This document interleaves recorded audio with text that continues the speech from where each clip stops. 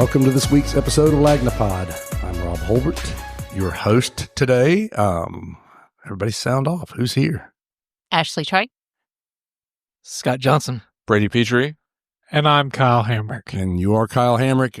I will say those who listen to the podcast, the Lagnapod, on a routine basis, and the fan club out there for Dale Leash, we have to let y'all know that Dale has moved on. No, he hasn't died. He has moved on to a different job. He's working for the city now. He's gone to the dark side and He's working for the man. Working for the man. He is over there doing with our former writer Jason Johnson as well. So we are staffing the halls of City Hall and at City Hall with former Lanyap staffers. But Dale was with us for 11 years. And he did a great job for us, and I'm sure he will be missed here on the podcast, and he'll be missed around the office. But we wish him well. I just wanted to get that out of the way so people wouldn't, those people who are just hanging on there waiting for that Dale Leash part. Well, plus they won't have to adjust their audio dials, or volume dials. They will not have to turn the volume down as often. Yes. And we will lose a lot of the ASMR listeners who like heavy breathing and profanity. Love and dirty you, Dale. I'm jokes. sure you're listening. And profanity. But, well, let's just move along here. We got the cover story this week. Scott, you did a story on the business property tax, which is something that has been of interest lately, and it's gotten a lot of feedback already here. It's Wednesday as we're doing this, and you just put it online not long ago, and people are kind of losing their going crazy about it. Yeah. Tell us a little bit about the business property tax. Yeah, it's a hot topic right now because everyone just finished doing it. Everybody just got done paying it. And some people are still kind of hanging out there. I think they have till the 21st to pay their bill. So, So in Alabama, we do property taxes. Business owners know all of this, by the way. It's the people who don't, haven't launched their own business or don't, not in that part of the business. It's a rude awakening for most people when they start a business. They don't tell you this is going to happen. Yeah, and it's very unusual when you actually hear the details. So Alabama, we have property taxes. We tax real estate, and we tax personal property. So business personal property is any business assets that are necessary for the operations of your business. So anything not structural, anything not attached to the ground, and So maybe even it is attached to the ground, some of it, but it's your tables, it's your chairs, it's your desks, it's your computers, it's the clocks on the wall, it's everything. Yep. It's pretty much everything in your office. Doesn't matter if you bought it. Doesn't matter how old is it. How old is it? Somebody gave it to you. Doesn't matter if you owned it when you were born. It doesn't matter. You're going to get taxed for it every year, and that requires an inventory. This is a painstaking process where you got to. You don't get just a tax; you get a task. Does Ashley do it for us every year? Yeah. Yes. You got to count every pen, I guess, and you got to. Yeah, it's and anyway, all the pens. Yeah, it's very long process, especially if you. And you might not even owe that much at the end of it. So, I went out and talked with the Matt Golden with Loaded Beer Garden, and Matt's kind of the one that put this on my radar a month or two ago when I saw him somewhere, and he said, "What you need to write about is this," and I was like, "God, we just paid that. You're right. It's really it's something." So yeah, we put him on the cover. He kind of got this ball rolling by complaining about it to me. Yeah, and basically we kind of focused in on his tables. He's had the same tables for 13 years. Right. And he has paid every year a percentage of their value in taxes every year. And what ends up happening is that you can pay multiple times over for some of the things you have, that the first secondhand desk you have when you open your office, the $100 worth of trash cans that we have here in the office. How many times have we paid for those over and over again? And the way it gets really weird with this is because even though that value depreciates every year, it never bottoms out. And so it never moves off. It does hit a floor, but after that, it just stays stagnant. Right. So, and you never stop paying for it, which is very odd in terms of, you can fully expend, your property when you file your federal taxes, when you're claiming deductions and all that. And so it just doesn't really make any sense for why we do it here. It's always been done this way in Alabama for far as long as I know. This isn't a recent thing. But it's so embedded in how we do things. It's kind of a question, can we do anything different? Is it even possible to shift things around and our government continue to function? So some of the things you found out doing this is we've got at the state level, the state did an exemption for businesses $40,000 and below in terms of what they have. If all their junk together adds up to 40,000 or less, they're exempted at the state level. Yeah, which is only 6.5 mils. Right. The state does. Now at the county level, which is where the county collects it. Yeah. Although I see a lot of people online saying they think the city's taking it from it, it's the county. The county revenue commission handles this. And so, that's not the case. Everything from the county. So yeah, well, the county revenue commission is tasked with collecting, assessing, all of that. Right. Now it's all based on ad valorem taxes, which the county passes and then you also have the city who passes ad valorem tax, property taxes, and that can be for schools, for roads. Pay as you go's program is an ad valorem tax. All that stuff is collecting taxes. So they're tasked with, going through and looking at these inventories, going through and determining how much they're worth, and then billing you your tax bill. So on the state level is 6.5, the county is 20.5, and then every municipality has a different level.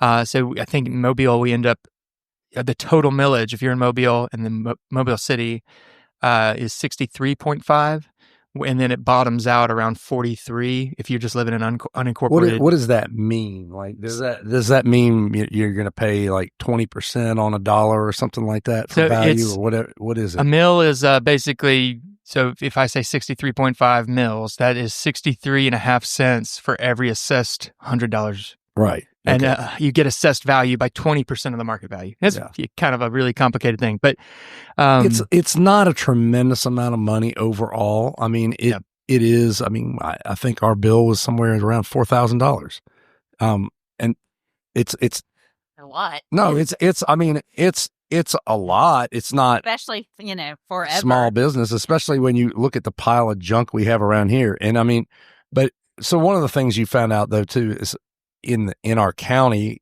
there's probably about 13,000 businesses that would fall under that $40,000 threshold. Yeah, which is about 75% basically what that means is that 75% of our businesses in Mobile County have $40,000 of business assets or less. Yeah. So this brings in millions of dollars to the county.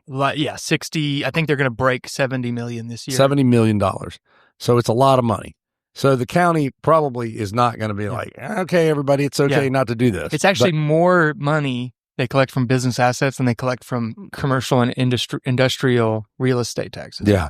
And it's like, I think they collected $59 million last year and they in real estate, but they collected $68 million in business assets. I mean, none of it makes any sense. It's a super regressive. So wild. It's a super, super regressive tax. And when you look around an office and go, God, we're paying taxes on those clocks that are sitting over there on the wall, or, that garbage can that's sitting there, we're continuing to pay taxes. Or, in my case, I've got a desk that I've owned since before we had this business that have been paying taxes on it for 22 years now.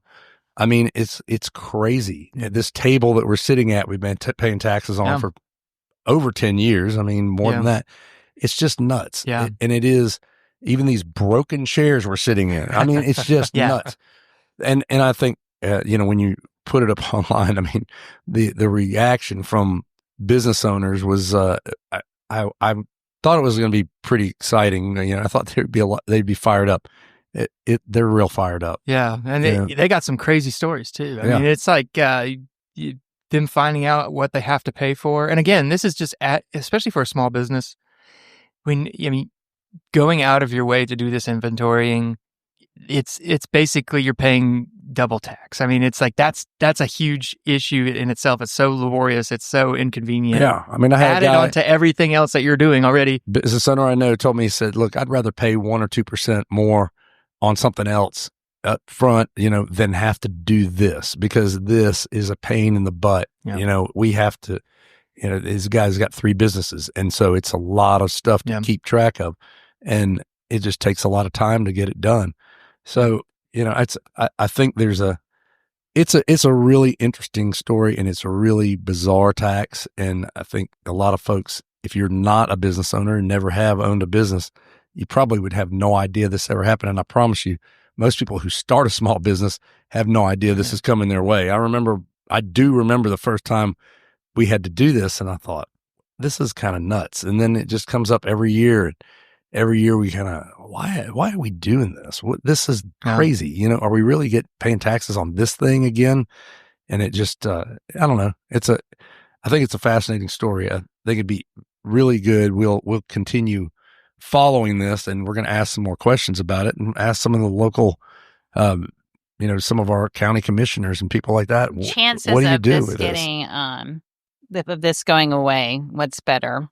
Hell freezing over or Well, I think everybody we talk to, every politician we talk to, most people are like, this is a regressive tax. It's not a good tax. It's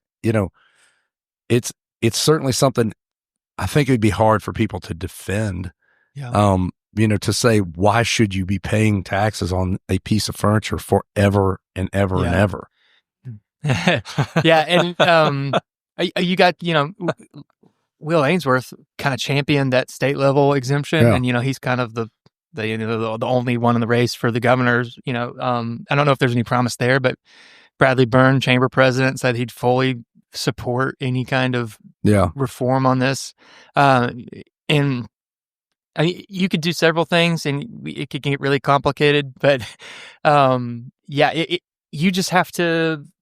It'd be biting the bullet. Honestly, I don't think it would hurt too much to exempt small businesses. I don't think they're going to be the majority of the tax base. Yeah, I suspect, because if you look at the list, we got 54 businesses in Mobile County that make that have 50 million in assets or more. Yeah, it's just so those people are probably paying many times over what the small businesses are paying. If they're paying this tax. If they're not exempt. That's the big thing. Abatements. Yeah, we'll see. These are the taxes that you get incentives on. So. These are the things we're going to continue to find out about, and this is why you need a local newspaper, folks. So just keep that kind of stuff in mind. We're going to take a quick break. We're going to come back, and we're going to talk to Tommy Hicks about some sports. Be right back.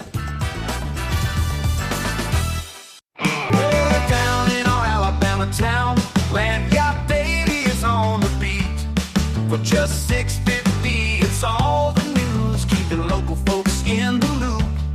Oh, Land Yacht Daily, every single morning, catching up on stories while the coffee's pouring. The local truths on every page, news for the folks of every age.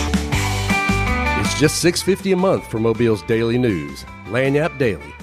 Get signed up now at lanyapmobile.com and help keep Mobile funky.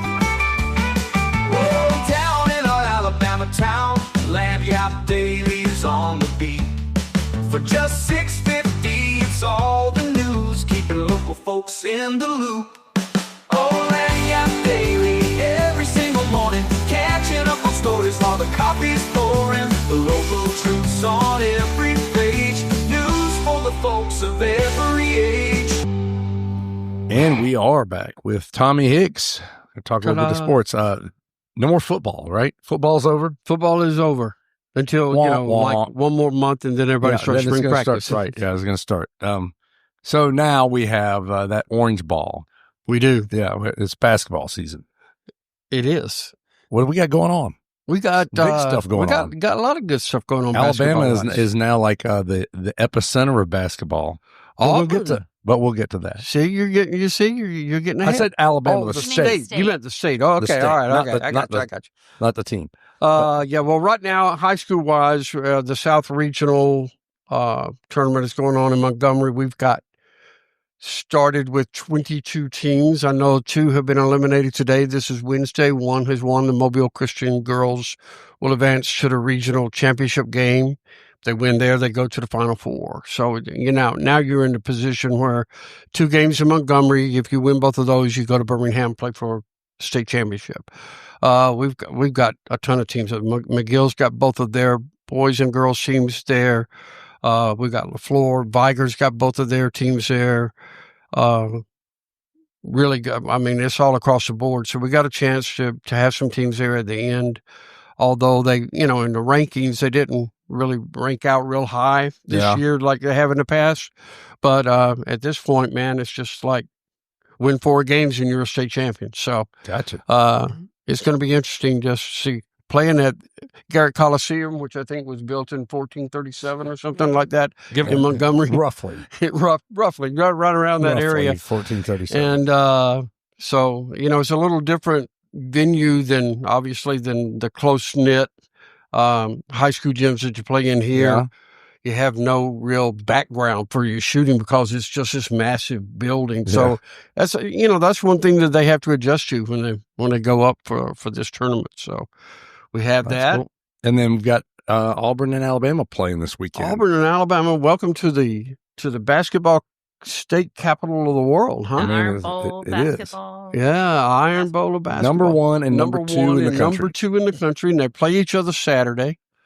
That's going to be a fun game. Has That's that going ever to be happened before? Right Have they ever been ranked that high before? Yes, both of them have been ranked 1 in preseason polls before. Auburn, when they had Chris Porter, was a preseason number 1. I can't remember. I just meant at the same time. Have they at the same time? No. Yeah, this Negative. is unusual.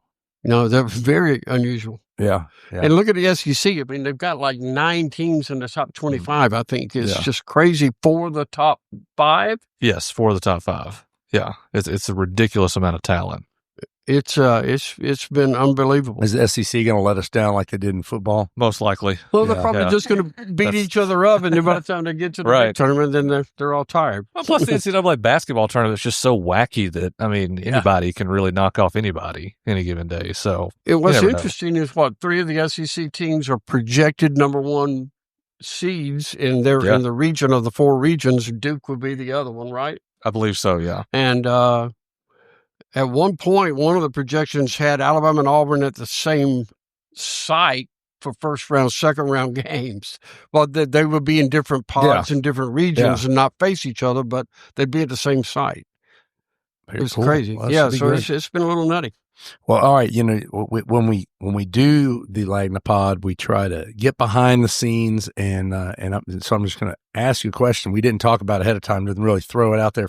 Here we go. So tell me, as you switch from football coverage to basketball coverage, what's the difference besides the squeaky shoes? Well, the biggest difference is the number of games. Yeah. I mean, they're playing every night somewhere. Somebody's playing. Yeah. In basketball, where football is high schools are usually Thursday or Friday night, and then colleges, although because of TV, they play all the time now too, but they're usually Saturday games or Thursday games. So that's the biggest thing. The rhythm has changed a lot. And plus you add in, well, we have flag football now, but there's not a lot of teams here that play that. But you add in the girls' teams along with the boys' teams in high school, you've got a lot of teams to keep up with. We have 35 teams in our coverage area, so that doubles to about 70 for basketball. It makes it a little different. All right.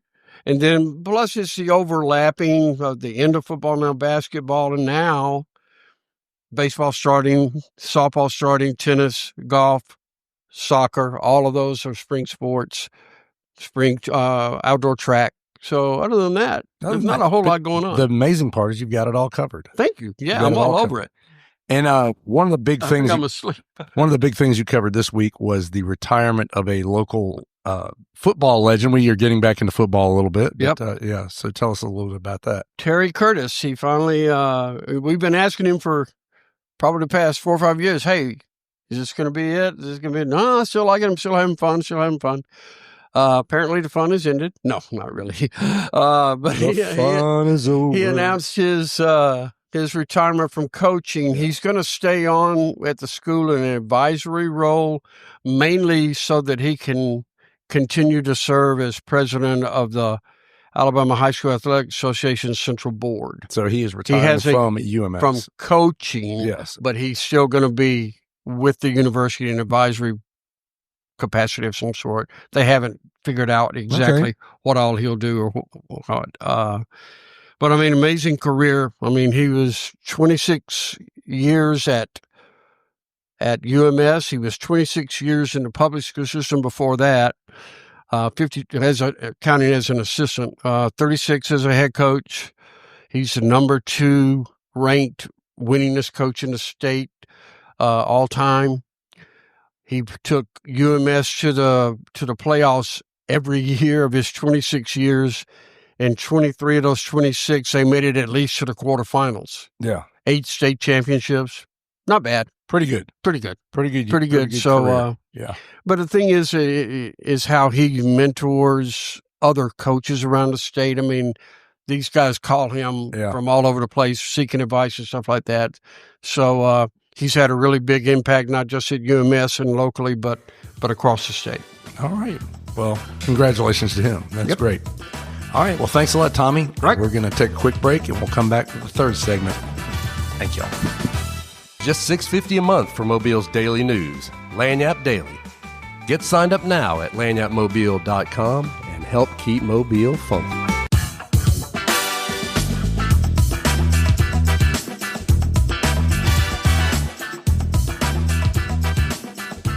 And we are back. Brady, we had some excitement today in the mayor's race, the first get-together, the mayor's jamboree, or whatever we want to call it. Yeah, the candidate jamboree. A forum, a jamboree, whatever you want to call it. The first unofficial, official public appearance. Most people don't call them a jamboree. I guess I'm just making that up. We should do that. We should bring it back. Yeah, absolutely. Mayoral jamboree. But I like it. So It's got a ring to it. The West, was it the West Mobile Republican Ladies, Republican Women's Auxiliaries, or whatever? Close enough. Had they gathered the wannabe mayors together, and except for with the exception of Spiro Sherrigotis, who did not show up. He had another appointment of some sort. Prior scheduling teeth cleaned or something. I don't know. I guess so. Yeah, couldn't be there. Look, it was a long way out there. I get it. But we had Connie Hudson. We had Steve Nodine. We had Lawrence Batiste. We did. So we had 3 people running for mayor at this point. Yes, and I'm glad you labeled it as wannabe candidates for mayor because as we've reported on multiple times, there's only been 3 people that have qualified officially. Spiro, Connie, and Batiste. Those are the 3 who have qualified. Nodine has not qualify. He can qualify. He just has not yet. And but he was invited to participate. But he may in not. At this juncture, if he were elected, he could not serve because he has a federal felony. He would have to get a pardon from President Trump before he can serve as mayor. Correct. That's the circumstance. Yes. So anyway, tell us about what went down today. It was interesting. They got their first opportunity to really kind of lay out their platforms and answer some questions. And, among the most popular questions were, crime. And then you had some more questions that had more of a kind of a national focus on, I think, like DEI and things of that nature. And I thought Connie Hudson's response was pretty interesting because a lot of times we've seen here recently candidates really kind of conform to whatever the national talking point is for whatever party you align with and that you're running for. But Connie, on the topic of whether or not, she would use DEI in her administration, she, said something to the effect of she'd welcome everybody to the table, and it doesn't, she'd welcome in anybody who, brought their ideas up and she wanted to hear from everybody. I like Batiste's answer to that. I was just about to get to that. And on that same topic, Batiste said, he gave a very short answer, but he said instead of DEI, his administration is going to focus on GOD. Yeah. So that's good. Good. Okay. Pretty interesting. And then you had Steve Nodine, who just gave the one-word answer of no. Flat. No. He will have no DEI. He will have no DEI. So it was interesting, and I thought just kind of observing the crowd there. Paul Prine was in the crowd, and so you said former chief Paul Prine also rumored to possibly want to run for mayor. He was in the crowd. He was in the crowd, and he was working the room. Now you said, he's got to make the move into the city limits in order to run. Live in the city, yes. But it just kind of felt, and I talked to him, and I asked him point blank if he was planning on moving into the city. He just laughed it off and said not at this time. And but it just kind of felt to me like as he worked the room and he was taking notes of what all the candidates were saying and everything, it just kind of felt to me like he may be kind of scouting out the field. He's also got a lawsuit going against the city, so there's some issues there. He doesn't live in the city, and he has a lawsuit against the city going. So that's pretty complicated. That's a little complex. But I mean, you look at Nodine's case, and if he can do it, that's complex as well. Yes, he can do it. Why can't Prine? Yeah. Anyway. What happens if he gets elected, or In the event he gets elected, could No he just doubt. say, "Yeah, I'm sorry, prying. He's suing No. the city. He becomes mayor. Couldn't he just call off the dogs and be like, I don't know how that would work. That would be 'cause wild. I think that would. I mean, Our next big article should be these S-show scenarios. What Yeah, happens yeah. if Nodine gets elected but can't serve? What happens if Prying gets Yeah. elected? I mean, yes. I don't know. absolutely. There's definitely I'm some right there with you. definitely some odd stuff there. It Well, is. we'll it's good to see it getting kicked off. I think it's going to be a very feisty and it's going to be spicy. I think we're going to be putting up with some interesting things over the course of the coming year. People are going to want to pay attention.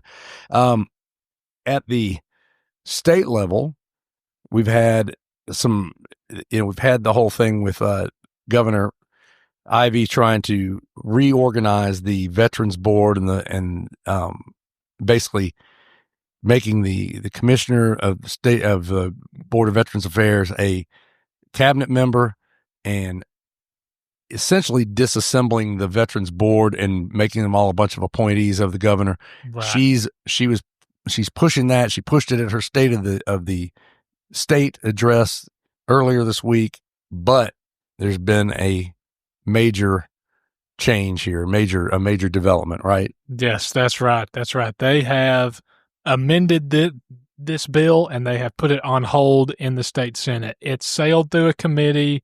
It made it to a vote on the floor, and they have passed like 8 different changes to this thing, which from the folks that I've talked to, from some veterans and from former Commissioner Kent Davis, who was fired by Ivey, they said that this makes no changes to the power questions and the power worries that they have. But the big change the big thing I was thinking about was the fact that the lieutenant governor has stood up and said he's not for this bill. That's right. He Which is not for the bill. That creates a bit of an interesting dynamic for sure. Right. And also with this new bill, he gets 2 picks on the board now. Yeah. They have basically, the original plan was to cut the board from 17 down to 9. Well, now they've got it back up to 15 Okay. after going through the Senate, because everybody was like, well, the minority leader needs to have a pick and there needs to be a woman on the board and there needs to be a this on the board. Now, the way it was done previously is most of the picks on the board were associated with veterans groups, correct? That's right. Yes. That's right. And they essentially hired and fired the commissioner. Right. Or we thought they did, until Kay Ivey tried to have him fired and the board didn't agree with her, and she still fired him anyway using her supreme executive authority. In the style of Palpatine, yes. Yes. That would be a Star Wars reference, folks. That's right, yes. Used her supreme power to remove him forcibly. Absolute power. Unlimited power even. But so that's we're in a strange place with this thing. I mean, I still think from a political standpoint, why Ivey wants to screw around with the veterans makes no sense to me. I've been told that it's all about power. That this is a way for her to Why does she get need more control of power the if board. she's got supreme executive power? I mean, exactly. Yeah, Yeah. that's true. What more power can she need? I mean, she's got nuclear fission. I mean, she's really like. Well, the veterans are like the one group that both political parties on either side of the aisle can agree, hey, you don't mess with those. No, like, or you don't mess that and with them. children with cancer. Right. Those I are the mean, two right. things I mean, that everybody it's- can it's- agree on. It's typically not a smart political move. I think from Ainsworth stepping out there. I mean, I'm not saying he's not doing this from a politically expedient place. I'm just saying that his opposition to it is not going to hurt him politically. I don't think. Right. I don't think this is a Right. popular bill, and it really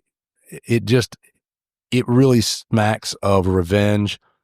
And I mean, I think these couple of legislators we've talked to who claim that it has nothing to do with Kent Davis filing an ethics complaint against the director of the board of mental health. I think that's just complete BS. I mean, I think this is absolutely. I don't know where they've been. I mean, this organization has been run this way since 1947. Kay Ivey's been in office since 1948. She's had plenty of time. She's had plenty of time to bring this up, and she's never done it. Yeah. until now. Till now. And what was the precipitating event for this? Exactly. There's one thing that happened, and all of a sudden, so Yeah.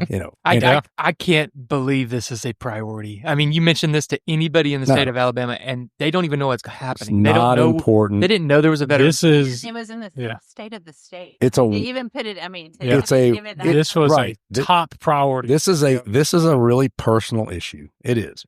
So, other things going on in the state legislature. Real quick, we're going to hit this, but our local state senator over in Baldwin County, Chris Elliott, has he's going after legal advertising in newspapers, specifically as it pertains to doing construction work and some public work projects of $100,000 or more, and how they are bid out and how and making them public. He does not want them to have to go to newspapers any longer, and says, "Hey, we can put it on a state website." Right. Through the Department of Finance. Because he says nobody reads newspapers anymore, and therefore folks are getting their news in different ways. Yeah, people don't need. And I want to clarify this because I see some people commenting on your story on Facebook, and I want you to go argue with them after. Oh God, yeah, that's what I want to do. But not argue, but clarify. Look, there are hundreds of newspapers, and I'm speaking as an APA board member right now. Yes. There are hundreds of newspapers in the state that are uploading these to a free online website. It takes hundreds of different newspapers and a person at every newspaper, like we have Jackie here, to do this. It is a massive undertaking that people do not realize. It's not just printed in the newspaper. It's also where you can consume it on your phone. alabamalegals.com or your desktop and search it, and it's wonderful. We don't need to put it on the Department of Finance. Do you want I mean, no offense to government workers, but do you want to have to deal with that? Well, it does. The thing that Senator Elliott doesn't understand, there's a lot he doesn't understand about this. He doesn't understand any of it really, and he couches it as welfare of some sort. That's not true. This is a state law. They are required to do these things. We sell ads to them just like we do everybody. So there's no welfare we are selling what they need. That said, if you say, okay, we don't think you need this anymore, he thinks that the gist of this kind of advertising is put it on a website. Well, he thinks the gist of it is that it's for the bid, that it's for the bidders. He thinks, as he puts it, this is so people will know to bid.